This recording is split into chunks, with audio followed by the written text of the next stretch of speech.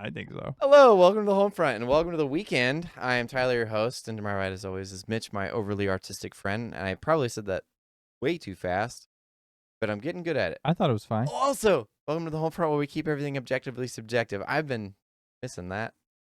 Sort of. Depends on what episode that's airing Yeah. and what hasn't been canned. Fair. Yeah, we've recently gone through and been like, we have to reshoot a couple of episodes. That was the worst feeling because of all the time and effort we put into doing an episode, and then we're like, we messed that up so bad. We're going to have to take two. But this isn't one of them. All right, what are we doing? We are going to do the Mandalorian trailer. Apparently, there's the new one. So, Okay. let's just do it. I can do this. Hit me. I can handle it. All right.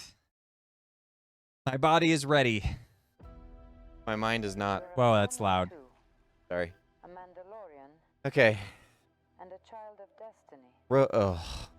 Your story is far from over. Yes. Child of Destiny. Why does she sound like a Is the way. World War II, like... She's in the helmet. That's how they sound. Messy. Okay. Razor Crest sucks. Hey, fight me. Oh, look, he's cute because he's looking through the lens. Okay, I'll say some of the visuals look better in this one. Careful what you say. Why is Sigourney Weaver in this? Look, Galactic War. What are you talking about? But Thrawn. No, don't bring Thrawn. Oh. What's that guy's name? Babu Frick. Babu Frick The is only awesome. good part of Rise of Skywalker. He's-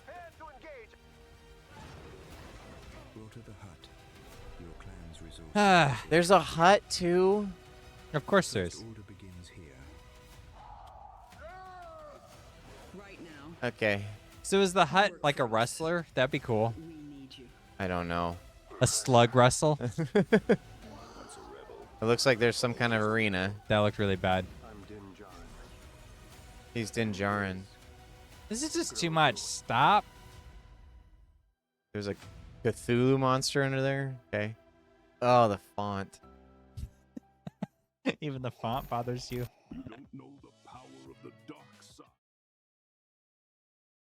What the heck? Stop. Okay. All right, so what do you want to talk about? What did you think? Are you seriously asking me that? Yeah, I am. do you think that what's I your think? real answer? My real answer is that it's just more corporate stuff. I mean, this is weird. So they take a good movie and turn it into crappy shows to then make a movie out of those crappy shows. Like, talk about being derivative upon being derivative. Like, oh my gosh. it's way too much. It's too many layers. Like, who's going to go see this? Is there logic? A lot of people. I feel like, are you sure? I'm not sure about that. I think a lot of people are going to go see this. Because here's what it is. All right, so I'm going to try and be super objective first. Push way out. So, Mandalorian. This is him reaching across the aisle. by I'm the doing way. my best. Mandalorian was the thing that a lot of fans latched onto. Now, here's my. I'll give my theory for that in a second. But it's the one that a lot of fans latched onto during the Disney Star Wars era. So you had the prequel films, which the first one was received really well. Then you had Rogue One, and then you had Last Jedi, which just brought an axe down. Mm-hmm. So everybody was so disenfranchised. That's when no one was allowed to like Star Wars ever again. It was pretty much, yeah, that was like the line Mhm. that was drawn. Because then Solo came out and nobody went and saw Solo. And my theory is that it was because of Last Jedi and the comments made surrounding that. Everyone's like, what is this? This was a bad movie. Why would you do this? And Disney was like, that was a great movie. I don't know what you're talking about. You guys are all man-childs or whatever it is. So then when Solo came out, everyone's like, why would anybody want a Solo film? This is a bad idea. And they're like, if you don't want to see it, don't watch it. And so all of us were like, all right. So nobody went and Easy. saw it, and that was one of the first Star Wars films that didn't make a profit. Yeah. So then that all happened, and then they just continued to make all these shows that just kept coming. So Mandalorian was like the one that wasn't god awful.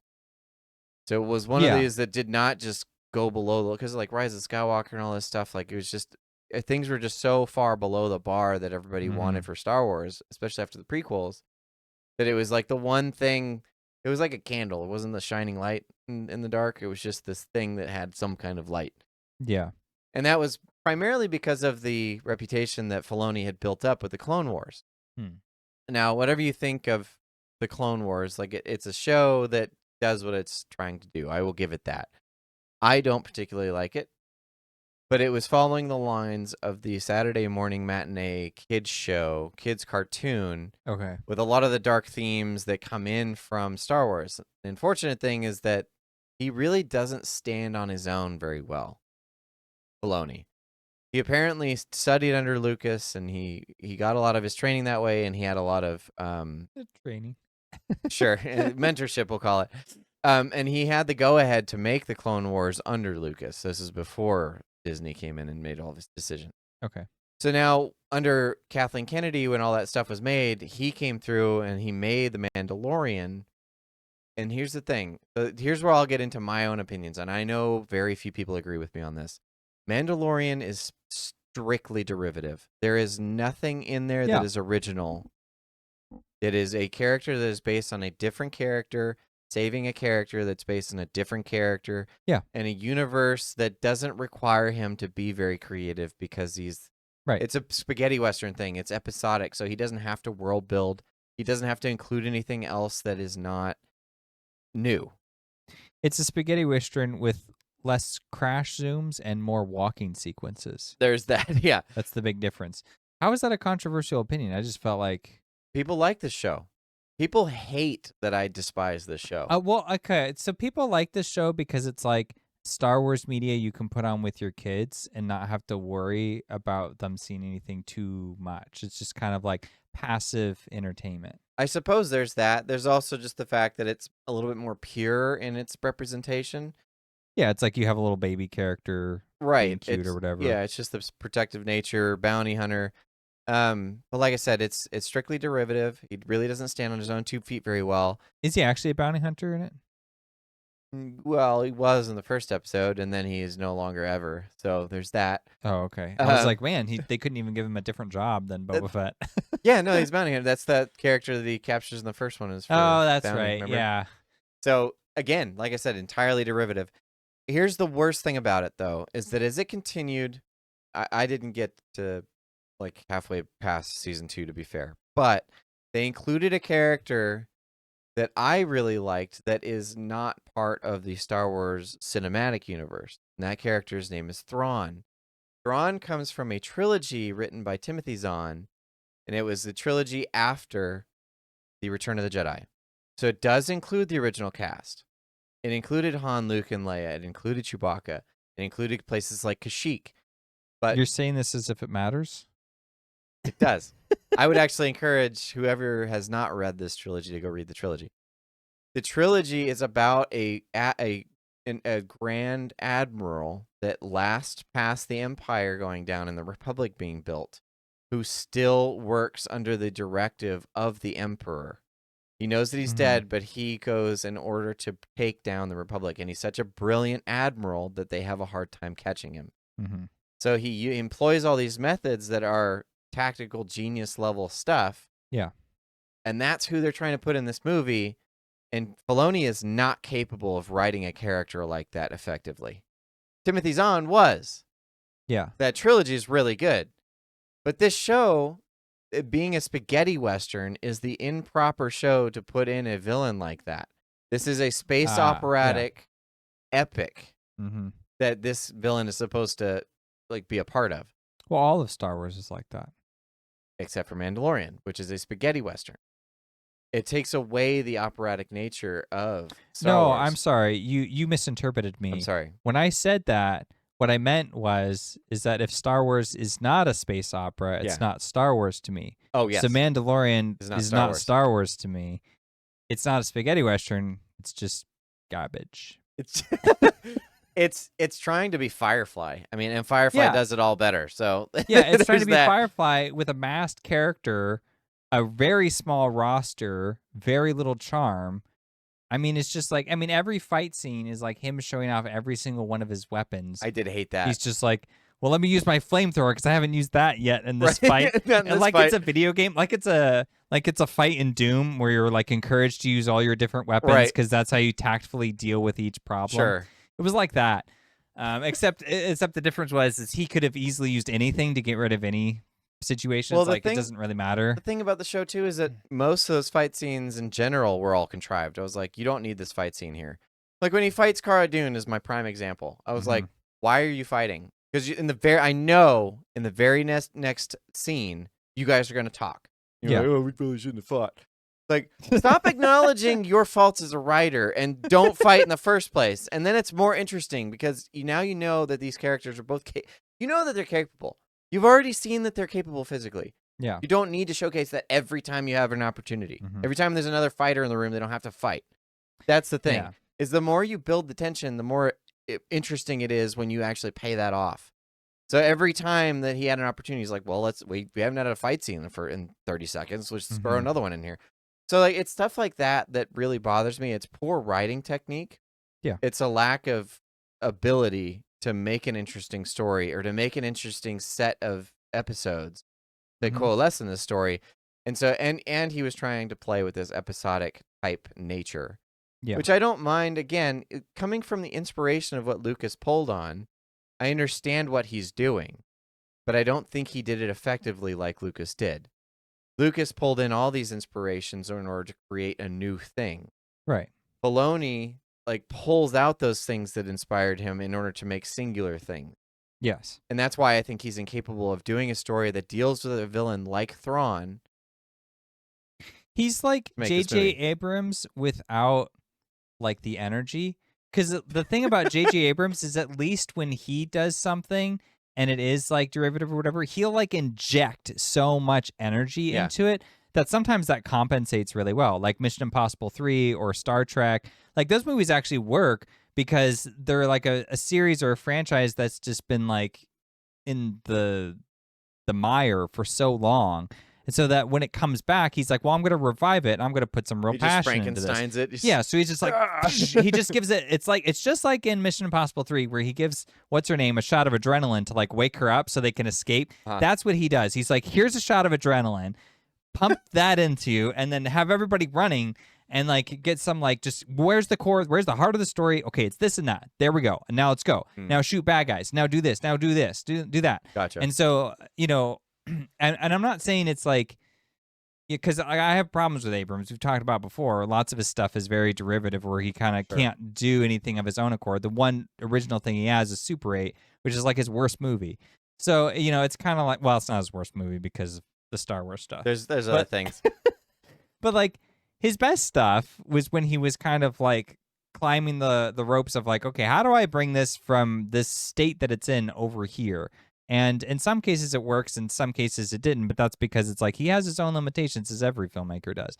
But with this guy, like I don't know enough about his work. I just know that this is just lame. It's like it's lame that a corporate giant like Disney says, well, we had that TV show that everybody liked. Let's do a movie about it. Everyone hates us right now. What should we do? I know. And it's funny to me too how every time something that's not named Andor comes out, that always does the exact opposite of what Andor did to its detriment. Because Andor was a movie first, right, and then became a show. That's fair. And both of those worked. I mean, the movie I have some issues with, but there's some redeemable things about it. And then the Andor show is phenomenal. But the thing is I think you're overestimating just how many people watch it. I think a lot of families watch like Mandalorian, and I think they'll turn up to the theater. I can't imagine anyone outside of that going. Like, who's going to care? It's just what they're going to be like, because you're not going to get like the early 20s something-year-olds because they don't pay for Disney Plus because they're broke. And they don't want to pay for something like that. So they're like, why would I go to the theater and see about a character that I don't care about and I don't watch? You know what I mean? Potentially. I think you're incorrect. I think there's going to be a huge audience for this. I think it's going to be a big showing. Because this is one of the first theatrical releases they've had in a while, and it's from a show that people recognize. It's not something new, which is another problem I have with it, by the way, is that I was kind of hoping for different content. It's like, well, you've exploited the Skywalker saga. You've exploited these other things, like Rogue One, for instance, which still alludes to the Skywalker saga, and then Solo, which also alludes to the Skywalker saga. What if you tried something new and did an actual official trilogy that had nothing to do with it exists? I would suggest something like Revan or whatever. I mean, hell, I would That'd even be be cool. okay with something like Tron if it's done by someone competent, but I would want someone competent. Someone who actually can handle a villain like that. I'm rather upset that someone like Filoni was allowed to deal with him. Yeah. But see that's there to pull in who they think the larger Star Wars audience is going to care of about. course, But the thing is he's done in a style that's not becoming of that either type his of character. story or the Star Wars story at all. Right. So it's like, this is just, it's so obviously that we'll come see our movie effort, Yeah. right? It's just trying to barter and bait you in. It's true. Along with everything else, like the Yoda look-alike, the Jango Fett look-alike. That it's just the one thing I will say that Filoni did, and I will say effectively, is that he took the prequels and he expounded on the elements that were there to give them more weight. So Okay. that was the relationship between Anakin and Obi-Wan, producing a character like Ahsoka, which I will say, Ahsoka in that series was good. She won me over. Yeah, I've heard she's a cool character. In that. Right, and that's one of his few actual original characters that he now cannot let go of. But I was like, okay, so there's some merit of what he's doing, but he's relegated to a cartoon serial show. Yeah. Putting him in a live action thing like this, I don't think was a good mix. So I am not excited for this. I think this looks dumb. In the words of most of the Star Wars films, I have a bad feeling about this. It's interesting how Star Wars is so difficult for people to adapt. Like, they really struggle finding someone who can understand it appropriately. And I find it fascinating because it seems like it's one of the easier ones to write and do a movie on. I don't understand why it's such an uphill battle. Like, you basically just have to focus on a few key things. It's just the family lineage needs to be an important key element. Which it doesn't always have to be. Like, you can expound out from that. Well, so here's the thing. Like, when you expand out from that, then you become, you can still be good, but it won't be Star Wars. Like, that's what Andor is. Like, Andor is not Star Wars at all. Sure. It's just really good. So you should watch it because it's a great storyline. It's just, yeah. And it kind of can't exist without Star Wars. It's like, Andor is like Joker. Yes. The Joker movie is not like Batman at all. No. But it doesn't can't even belong... exist without Batman Right. existing. So it has its own thing that it is, but it's kind of that's like a true offshoot. Right. That's fair. So Andor is the same way. So what I'm saying, you can't do, unless you have family lineage, you ain't Star Wars. You're just offshoot something or wherever. You've got to have the family lineage thing. You have to have a space opera for traveling, blowing things up. Well, it does, yeah. I mean, Lucas has gone on record a couple times saying it's a family soap opera because of the Palpatines and the Skywalkers. Right. But again, if you want to expound out from that, because you can only go so far with that, especially when you've killed them all off and then just... Sword and sorcery doesn't care about repetition. It's very comfortable with repetition. Fair. Fair enough. But what I'm saying is choose a different lineage is what I'm saying. You can go to a different family is what I'm saying. Okay. Sure. Because, I mean, they ruined that in the sequel trilogy. It's like, they Rey's a Palpatine, but she assumes the name of Skywalker. It's like, that is not the point. You don't get to just choose, because now you've just removed the fact that it's family at all. It's like that that's like Skywalker at the end being like, well, I'm related to Vader, so I'm going to be a Kenobi now. It's like, what are you talking about? You don't get to just choose that. Like, you're part of the family you're part of.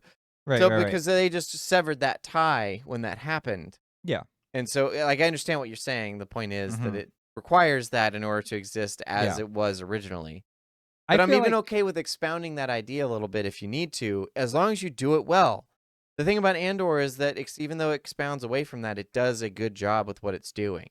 Mm-hmm. Regardless if you connect it to the main narrative or not. Like, it's missing elements that make Star Wars as a whole, but it has enough there to attach it to Star Wars. Yeah. Something like the sequels or even this are just these are just pale copies. It's like someone 3D printed something official, Yeah, exactly. It's like, it's not the real Gucci bag, but we're going to make you think that it is. We put the Gucci label on it. It's like, yeah, but it's not. Yeah, it's some cheap brand Right. off of This is Amazon. pleather. I know what I'm looking at. Yeah, and then it like shreds and falls apart or Right. whatever. Yeah, because it's just not high quality. I mean, everybody knows that. Everybody can see that. I hope so. We'll see. I hope you're correct. I hope very few people go to see this, but I have a feeling I'm gonna I be don't wrong. think critics will like it at all. Probably not. Because they were on Disney's side for a while, and then eventually it crumbled, and they were just like, I don't want to like Can't this side stuff with you anymore. then. Yeah, they reached a point where they're just like, this stuff is kind of Yeah, trash, to be Our honest with you. relationship's over. Yeah. I can't damage my moral qualms anymore. Yeah, they're like, I have a reputation to maintain for myself. This is breaking I can't just keep doing this. Oh, Yeah, do you have- if I was commissioning Star Wars projects, whoever was the writer, I would say go read some Sword and Sorcery and then come back. Oh, yeah. That's what I would say. Because it's like I don't really want to hear about the Western influences. I don't want to hear about like the Hidden Fortress stuff. It's like unless you want to get into or like the Nazi stuff, definitely not that. I don't care about any of that. I would be like, I just want Sword and Sorcery. I just want soap opera family drama. I just want like those Space are the opera. space opera. Those are the things that I want. I want high fantasy good versus evil concepts. Like this is what I want. This is what you have to do. You don't do those things, Sure. then basically it's like you veer off into like getting into like subgroup territory, and then it reveals what's not great about Star Wars, because Star Wars is intact while it has all the pieces held together. Sure. And there's like a core there that you got to protect. And so when you do like a solo offshoot movie, Sure. and then you're like, well, he's like a gringy swindler person. It's like Star Wars isn't about that. So now it just reveals how stupid and lame all of this is. Sure. So like the only way to make that movie work is to have Martin Scorsese direct it and then just not care My gosh. about the fact that Can it's you going to be imagine? so different than everything else. What if Just Han like- Solo is a gangster? He's a straight up murderer. A lot of F-bombs in this one. Yeah, because that's the thing. You know what? You is have to just interesting? ignore it. That's what Andor did. They were like, we Right. have to just ignore everything. Sure. It's the only way we can make our show work. That's an interesting point. Star Wars is like, it's like chocolate chip cookies. If you take any of those individual ingredients, maybe barring sugar, maybe barring chocolate chips, Mm-hmm. any of those individual ingredients, not great by themselves, but you put them all together, got chocolate chip cookies. Yeah. And they keep trying to like pull them all apart. It's like, just give me the freaking cookie. Right. I just want the cookie. And they're man. just like, what about the ones with the raisins? What about the ones with the cranberries? And it's Like- just like, I know it tastes good, man. I like how about chocolate white chip cookies. chocolate? And it's like, yeah. It's like, yes, yeah. Just make a chocolate chip cookie. It's like you come home and you're like, you know what? Just make it the way that it was. Follow the recipe. Just stop what you're doing. That's fair. Ugh. All right. Well, are you going to drag me to see this? Do I have to look this torture to look forward to, or what's going to happen? Ooh, I don't even want to torment myself. I have not seen Mandalorian the rest of season 2 or That season won't matter. 3. That won't matter. Maybe. Because they're not gonna do a Marvel thing. I think they wised up to that. Because they're thinking to themselves, we're gonna get our audience. Yeah, I mean, but- you don't release something because releasing a movie in theaters nowadays, this is like a tough sell, and it just gets tougher by the year. Sure. So like, if you want to succeed at the theater, you have to believe that there's going to be an audience, and you have to make sure that when there's not an audience, you have to make one. So they will pave a way for you to get in. Yeah, I'm sure it's going to exclude enough that it's not just going to follow directly off of the episodic series that is. It's going to try and be more accessible. But the thing about, I don't think you're right on that. I think that this is including too many other elements, because there was all the shows were, well, some of them at least, were trying to point towards the Thrawn angle. And that was like Ahsoka and Boba Fett, I think. There's too Are they many trying of to them. do like the Marvel thing? I think they are, in reverse. But I think this is their way of getting away from the shows, because they want to go back to theatrical releases because they know it makes them a bunch of money. The shows have not been doing very well. Marvel had something to build up to, and all the movies were great and well liked. Well, Marvel was movies first and then offshot into shows. This one had a bunch of shows that are now coalescing into this film. No, I mean like when they connect universe, did universe connecting things when it was just movies Oh, with Marvel. uh-huh. that made sense because they were building up But the Thrawn- Avengers narrative Right. throughout all of But that. Thrawn has shown up in a couple of the shows, is what I'm saying, from Disney Plus. Oh, okay. So now he's showing up with the Mandalorian thing.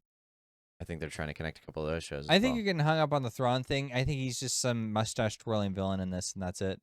And he just yeah, they're but just he's gonna going to call be him the Thrawn. primary one. Maybe. They're But, saying I mean, the it's- Empire's making a recap. No, I mean this is a movie about it's like they learn to reconnect.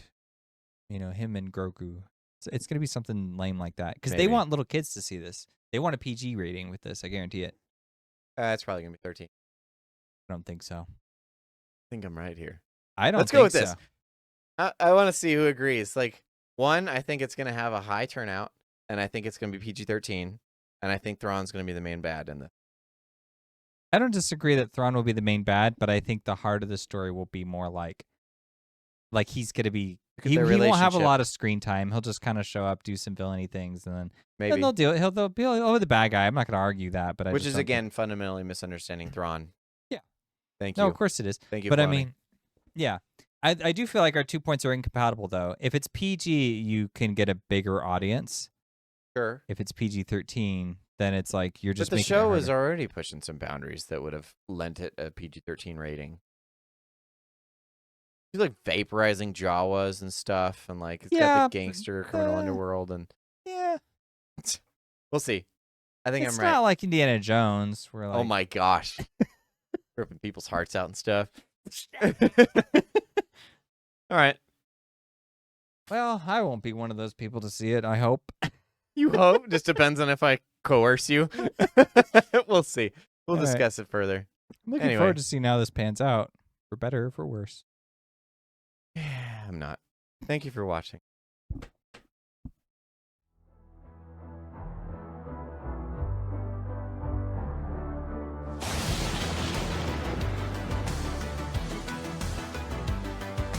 So you made it to the end of the video. If you liked it, please consider subscribing and leave us a comment. We'd love to hear what you thought.